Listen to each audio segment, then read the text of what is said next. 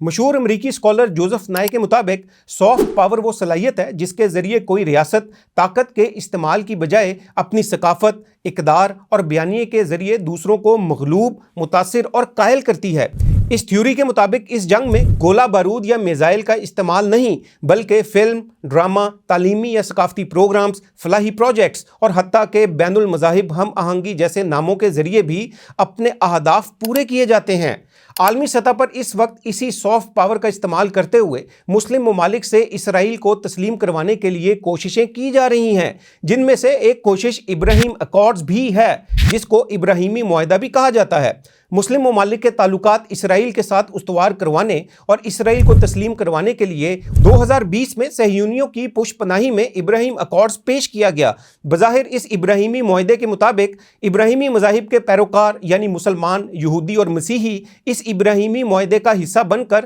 مشرق وسطیٰ کی ترقی اور امن کے لیے کام کریں گے، لیکن اس دجالی منصوبے اور معاہدے کا اصل مقصد مسلم ممالک سے اسرائیل کو تسلیم کروانا ہے۔ اس صہیونی نواز ابراہیمی معاہدے سے متعلق رائے عامہ کو ہموار کرنے کے لیے صہیونیوں نے سافٹ پاور کا استعمال کرتے ہوئے مختلف ممالک میں مختلف فلاحی ادارے بھی قائم کیے، جو کہ بظاہر خواتین کے حقوق، تعلیمی پروجیکٹس اور بین المذاہب ہم آہنگی کے پروگرامز کی آڑ میں پاکستان اور دیگر ممالک میں بھی کام کر رہے ہیں، لیکن ان کا اصل مقصد اور ہدف صہیونی نواز ابراہیمی معاہدے کے لیے رائے عامہ کو ہموار کرنا اور اسرائیل کو تسلیم کروانا ہی ہے۔ اسرائیلی نواز ابراہیمی معاہدہ اور دیگر صہیونی نواز پروجیکٹس پر عمل درآمد کروانے کے لیے اس وقت جہاں مختلف ممالک، تنظیمیں اور صہیونی لابسٹ کام کر رہے ہیں، وہیں قادیانی جماعت بھی اس ہی صہیونی نواز نیٹ ورک کا حصہ ہے، جو ابراہیمی معاہدے پر عمل درآمد کروانے اور اس سے متعلق رائے عامہ کو ہموار کرنے والے مختلف پروجیکٹس کے ساتھ کام کر رہی ہے۔ انہی پروجیکٹس میں کامبیٹ اینٹی سیمیٹزم، ابراہیم انیشیٹو،